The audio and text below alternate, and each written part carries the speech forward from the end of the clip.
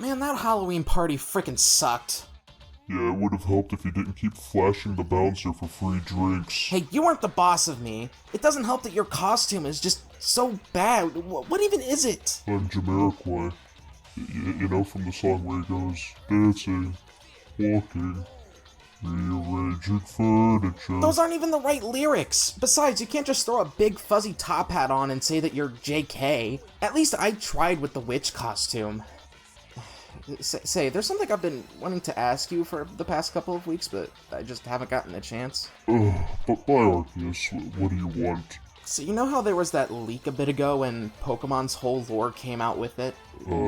Sure. It mentions you being the Great Mother, and I've just been wondering, because, yeah, I've been calling you he since 2008, so I just wanted to know if... I'm genderless. Oh, okay, that's good to know. So, can I see your giant space cube? Huh. Neat. Wait, I can't breathe out. Please swap me out. The CD failed. Sonic.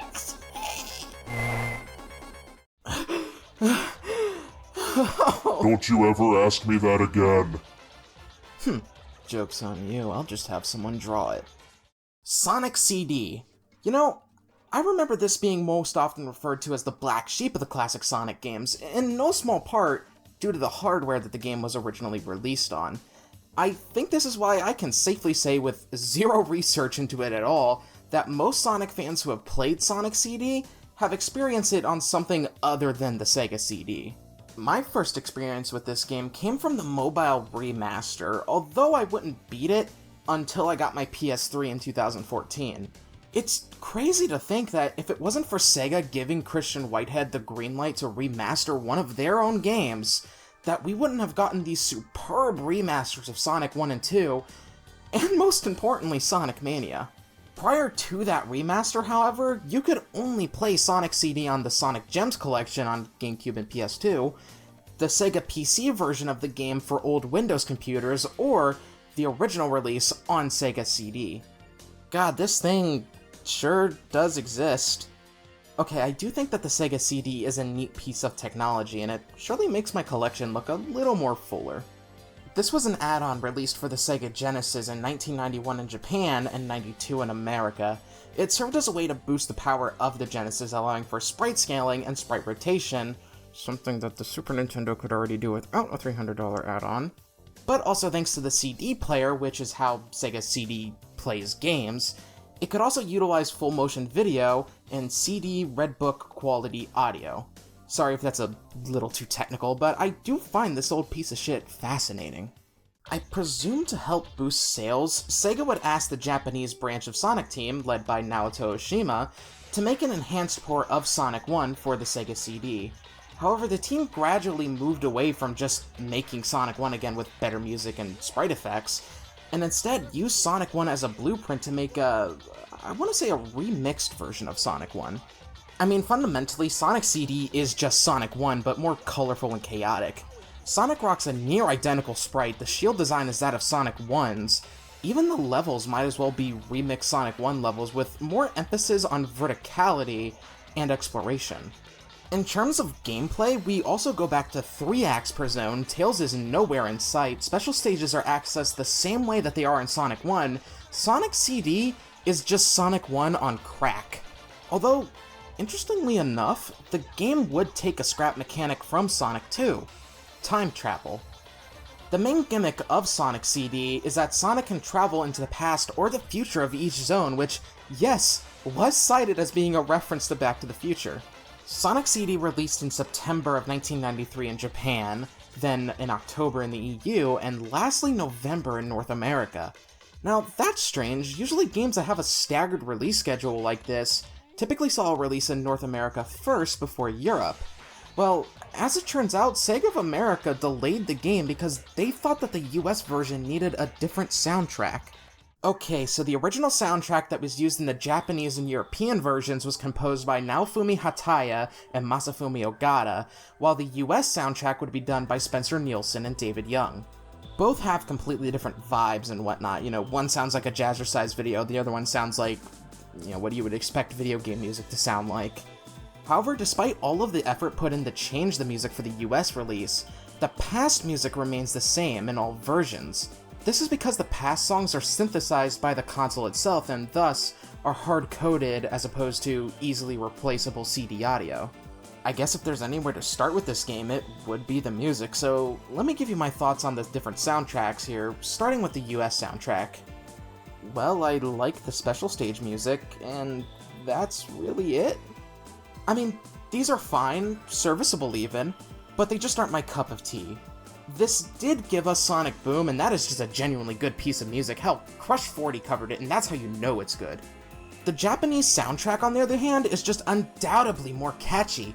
Palm Tree Panic is amazing for the starting level. Tidal Tempest is just so ethereal and relaxing. And God, Stardust Speedway's Bad Future is just so iconic, and the song used for the ending, Cosmic Eternity, is just perfection. Okay, I've rambled on long enough. Let's actually get into Sonic CD proper. Alright, establishing shot is done. Back to Origins.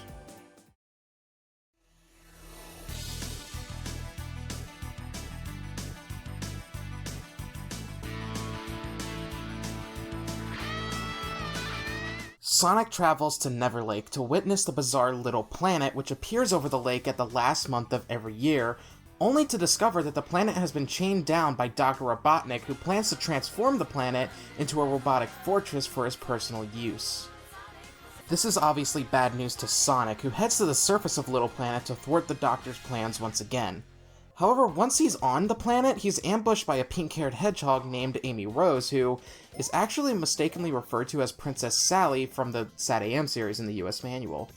She used her love of tarot cards to predict that Sonic would be on Little Planet, as she is deeply infatuated with the blue blur. Sonic, however, wants none of that, but after a bit, Amy is kidnapped by Metal Sonic, the latest of the Doctor's Sonic robot doppelgangers. It's now up to Sonic to not only defeat the Doctor and put an end to his goals for Little Planet, but also rescue Amy. Okay, I want to talk about this really quickly before we get into the gameplay, but I love the cutscenes in this game. They look so great, and you know, even on Sega CD, where they're really pixelated due to the FMV quality, it still looks good, even despite how choppy it is.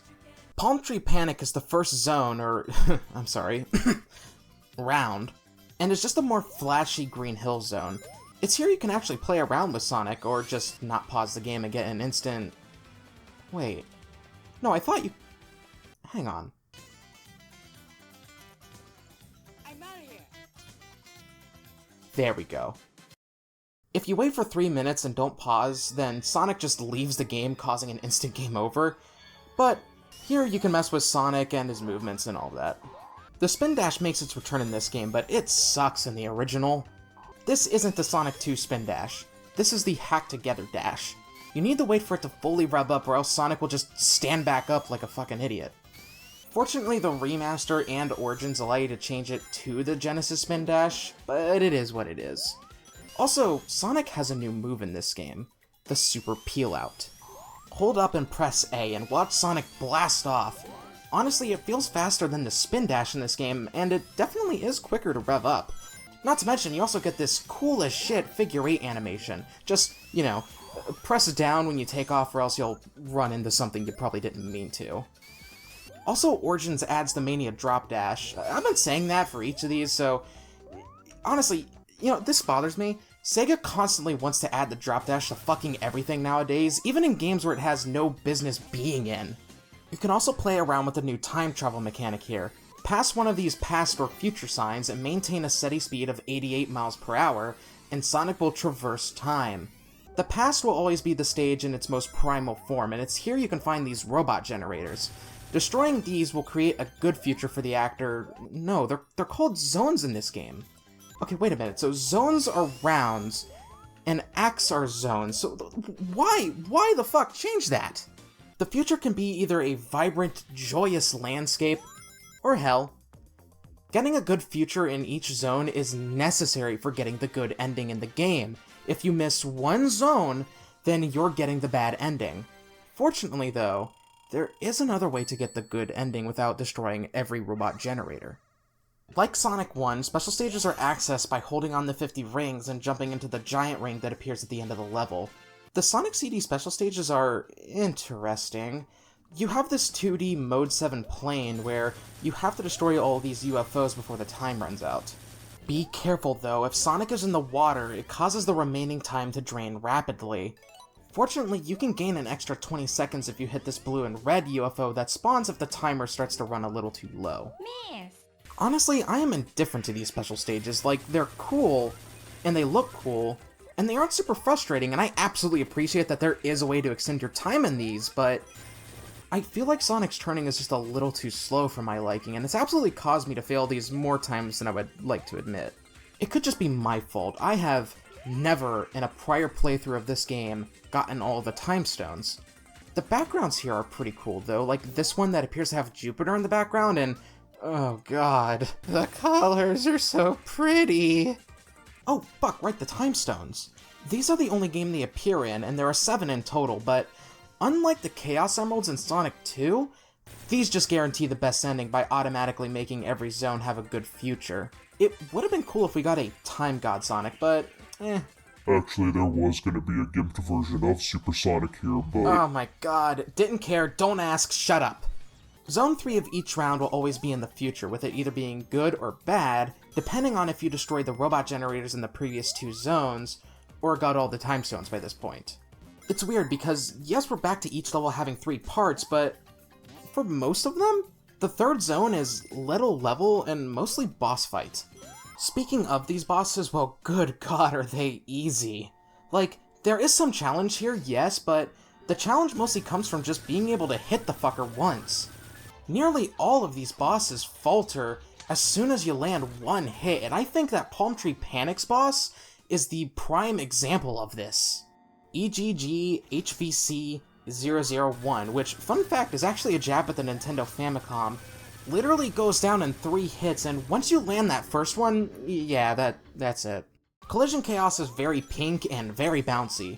There are these flippers in this zone, but they can be frustrating to get to work for you at times. Like, yeah, these are also in Sonic 2, but there they work fine, but here, no. I know that this is most likely because both games were in development at around the same time, and the 2 teams probably didn't exchange notes that much. Also, this section in Zone 1 just loves to bounce you around, and it can get annoying really quick. Ugh, the boss of Collision Chaos. Okay, so the boss fight here is this game of pinball where I swear to god, this can take you either 30 seconds or 30 minutes depending on your luck. Tidal Tempest is this game's water level, and it's really just Labyrinth Zone again, but I much prefer it. For starters, the water sections aren't nearly as bad to deal with, and the zones offer plenty of opportunities to stay above water. The bad future of this round is honestly really terrifying, god, especially if you got a bad future Zone 3. The water has this red tint to it, top it off with the fact that the boss fight is completely submerged underwater, and Robotnik surrounds himself in air bubbles. Mix that with the US boss music, and this is some genuinely worst fear type shit. Quartz Quadrant is up next, and man, this has to honestly be my favorite level in the game. I love the coloring, along with the crystal aesthetic, and the music just Honestly, I think I just might be a sucker for this kind of look in games. The level design is fun here too. These conveyor belts can lead to some interesting stuff, although the bottom route of the level is very flat from what I've noticed. Also, the boss here is just Sonic running on a treadmill, and the drop dash makes this a fucking joke. Wacky Workbench. Very bouncy, very annoying, and I swear it is near impossible to find the past signpost in Zone 2. There is one later on, but I believe by the time you reach it, you can't actually go back to get to the robot generator, which is fucking stupid. Stardust Speedway needs no introduction. I mean, I imagine most Sonic fans are familiar with this level, not only because it returned for Sonic Mania, but it also made appearances in Sonic Generations, and technically Sonic 4. This round loves to have you on a constant move with these dash panels and sections where you have to navigate these maze thingies in order to progress. Also, this spring launcher section here can suck it! Zone 3 is what has probably the most unique boss in the game. The iconic race against Metal Sonic where you have to stay ahead of him or else risk getting trapped by Robotnik's instant death laser and whoa, wait. He had this the whole time? What the fuck? Why haven't you used this before, you fat fuck? Regardless, this might take you a few attempts, as the spikes in the path, as well as just the general design of the raceway itself, do make this a challenge. Eventually, though, you will make it to the finish line, and watch as Metal collides into the wall and is defeated, and congratulations, you rescued Amy. Metallic Madness. You know, I'm more used to the Mania version of this level. Like, seriously, I hit these seesaws expecting to be launched into the background when the game just— OH FUCK! The gimmick of Zone 2 is pretty neat. You hit these beams that shrink Sonic down to the continue icon, and you have to navigate these crushers. Also, this section here with the slowly falling spike ceilings kinda blow, but if you know what you're doing, you can get out of these pretty quickly. Zone 3 of Metallic Madness probably has the most level of any Zone 3. There's this section with these platforms that will spin and cause Sonic to pass through them when they do so, and— what the fuck? I just realized I don't think I've seen a bottomless pit in this whole game. Kinda jarring that there's one just all of a sudden in the final level. I don't know what to make of this final boss. It's not terrifying to deal with like the Death Egg robot, or nerve-wracking like the final boss of Sonic 1. It doesn't help that you have rings for this fight, and it suffers from the fact that it just keeps getting easier and easier the more you hit it, like the rest of the bosses in CD. After defeating the boss, Sonic grabs Amy and makes his escape from the collapsing Metallic Madness, and lands by Never Lake as Little Planet is freed from its chains and returns to the cosmos, ending Sonic CD. The credits roll here has this neat animated montage of the game's levels, and if you got the good ending, all of these flowers populate the surrounding landscape. And if you're playing the remaster, or the Origins version of this game, you also get this screen of Tails saying "See ya next game." In the 2011 remaster, this would actually unlock Tails as a playable character, which was really cool to see. No Knuckles, unfortunately, although Origins has Sonic and Tails playable from the start, and Knuckles and Amy were added as playable characters in Origins Plus, and like, you know, I get why Amy was, because she wasn't in Origins at all, but Knuckles was already playable in the other 3 games in this collection, so why the fuck is there a paywall to play as him in CD specifically? Look, I'll talk about my grievances with Origins in a different video, maybe when going over just the sheer assload of Sonic compilations, but first, let's finish this up. This game also has a decent amount of Easter eggs hidden within it.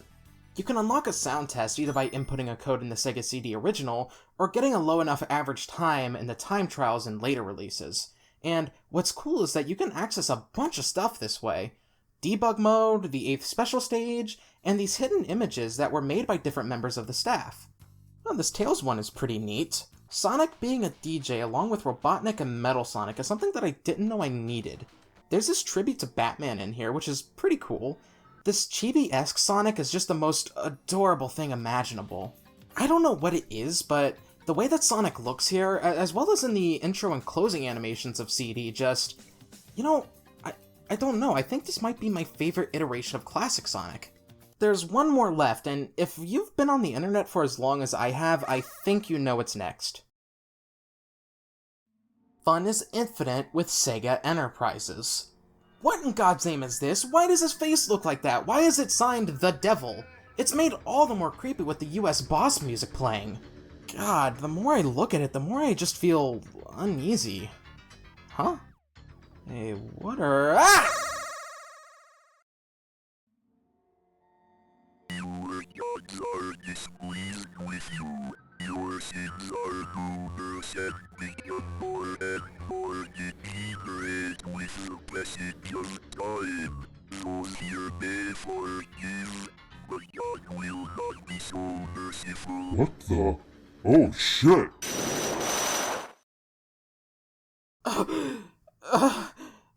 Where am I? What happened? Girl, a freaking demon possessed you. I had to use spatial rend on you. I don't know what to say.